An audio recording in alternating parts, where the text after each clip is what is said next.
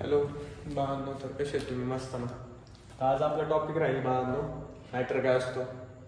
Matter काय असतो? मॅटरचा smallest part म्हणजे ॲटम काय असतो. ॲटममध्ये कोणते कोणते चार्जेस असतात.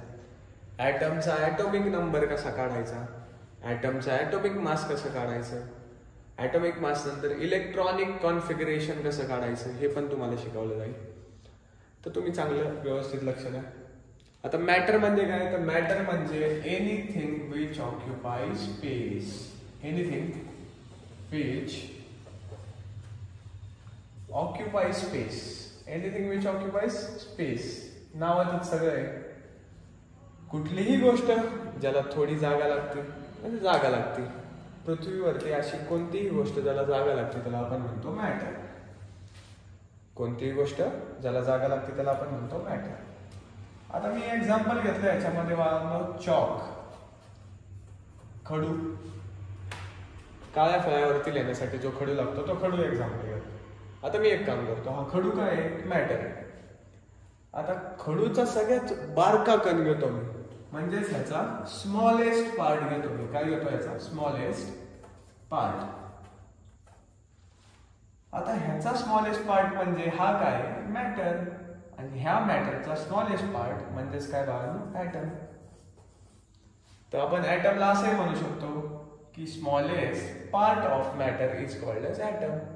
ॲटम काय? Smallest part of matter is called as atom. आता ॲटम असतो कसा? तर बघा, आता एकदम असं परफेक्ट नसतो सर्क्युलर, पण कन्सेप्ट महत्वाची आहे, कन्सेप्ट समजून घेण्यासाठी. आता हा सेंटर आहे म्हणून आपण याला नाव देऊया बाळांनो न्यूक्लियस. आणि हे काय आहे सांगा बरं? प्लाझ्मा मेम्ब्रेन आहे का? नाही, हे आहे बाळांनो outermost shell. Outermost shell. आता बघा, थोडस न्यूक्लियस पण मोठं करतो कारण एक्सप्लेनेशन थोडस द्यायचंय मला. ॲटम पर्यंत आलो आपण. Matter, anything which occupy space. कुठलीही गोष्ट ज्याला जागा लागते त्याला आपण काय म्हणतो? मॅटर. मॅटरमध्ये एक्झाम्पल घेतलं मी एक चॉक. चॉकचा सगळ्यात बारका कण म्हणजे स्मॉलेस्ट पार्ट घेतला तर त्याला आपण म्हणलो ॲटम. ॲटमचं स्ट्रक्चर बघा, असं समजून घेण्यासाठी असं लक्षात ठेवा की बाबा असं आहे, ज्याच्यामध्ये काय आहे? न्यूक्लियस आहे, आउटर मोस्ट शेल आहे. आता न्यूक्लियस मध्ये आता बघा हे ॲटम आहे, त्या ॲटम मध्ये बघा चार्जेस असतात. कोणते कोणते चार्जेस असतात? तर बघा, न्यूक्लियस मध्ये एक पी म्हणून एक चार्ज असतो, न्यूक्लियस मध्ये एक एन म्हणून एक चार्ज असतो, आणि आउटर मोस्ट शेल वरती ई म्हणून एक चार्ज असतो. तर पी म्हणजे काय? पी म्हणजे प्रोटॉन. पी म्हणजे प्रोटॉन, ज्याच्यावरती कुठला चार्ज असतो? Positive plus. एन म्हणजे न्यूट्रॉन, ज्याच्यावरती चार्जच नसतो म्हणजेच नो चार्ज. आणि तिसरा आहे बाळांनो ई मायनस. ई मायनस म्हणजे काय? इलेक्ट्रॉन. तर आता इलेक्ट्रॉन वरती कुठला चार्ज असतो? इलेक्ट्रॉन वरती चार्ज असतो निगेटिव्ह. आता टोटल चार्ज किती असतात ॲटम मध्ये? 3. आता आपण जाऊया बाळांनो ॲटॉमिक नंबर वरती. इथे एक मी स्टार टाकतो ना, असं तुम्हाला शिकवतो की बाबा ॲटॉमिक नंबर. तर ॲटॉमिक नंबर असतो काय? तो कशाने डिनोट केला जातो? तो केला जातो डिनोट झेड या लेटरने. ॲटॉमिक नंबर म्हणजे काय? तुम्ही ह्या ॲटमचा नंबर ऑफ प्रोटॉन्स काउंट करा. नंबर ऑफ प्रोटॉन्स काउंट करायचे. आता फॉर एक्झाम्पल हा ॲटम आहे, ह्या ॲटम मध्ये किती प्रोटॉन्स आहेत? 11 प्रोटॉन्स आहेत. तर असं नंबर ऑफ प्रोटॉन्स किती आहेत? 11. मग ह्या ॲटमचा ॲटॉमिक नंबर पण किती झाला? 11. फॉर एक्झाम्पल ह्याच्यामध्ये नंबर ऑफ प्रोटॉन्स 10 आहेत, मग ॲटॉमिक नंबर 10. ह्याच्यामध्ये प्रोटॉन्स 8 आहेत, तर ॲटॉमिक नंबर किती येणार? 8. पण तत्पूर्वी त्याच्याबद्दल तुम्हाला एक सांगतो की बाळांनो जो ॲटम असतो ना आपला, त्याच्यामध्ये जेवढे नंबर ऑफ पॉझिटिव्ह चार्ज असतात तेवढेच नंबर ऑफ निगेटिव्ह चार्ज असतात. फॉर एक्झाम्पल 2 पॉझिटिव्ह चार्ज आहेत तर 2च निगेटिव्ह चार्ज असतात. म्हणजे ह्याने काय ठरतं की बाबा ॲटम हा काय? न्यूट्रली चार्ज आहे. न्यूट्रली चार्ज म्हणजे जेवढे नंबर ऑफ प्रोटॉन्स आहेत तेवढेच नंबर ऑफ इलेक्ट्रॉन्स आहेत. म्हणजे ऍटम काय आहे, न्यूट्रल आहे. कारण त्याच्यामध्ये जेवढे नंबर ऑफ पॉझिटिव्ह चार्ज आहेत तेवढेच नंबर ऑफ निगेटिव्ह चार्ज. म्हणजे जेवढे नंबर ऑफ पॉझिटिव्ह चार्ज असणारे कोण आहेत, प्रोटॉन्स. सो जेवढे नंबर ऑफ प्रोटॉन्स आहेत तेवढेच नंबर ऑफ इलेक्ट्रॉन्स आहेत. फॉर एक्झाम्पल ह्याच्यामध्ये 12 प्रोटॉन्स आहेत तर इलेक्ट्रॉन्स पण किती असणार, 12च असणार. ऍटॉमिक नंबर मध्ये आपण काय पाहतो, ऍटॉमिक नंबर मध्ये आपण पाहतो नंबर ऑफ प्रोटॉन्स. एवढं तर समजलं. ओके. आता फॉर एक्झाम्पल मी ह्याच्यामध्ये घेतले फॉर एक्झाम्पल प्रोटॉन्स 8 तर इलेक्ट्रॉन्स किती येणार, 8च येणार.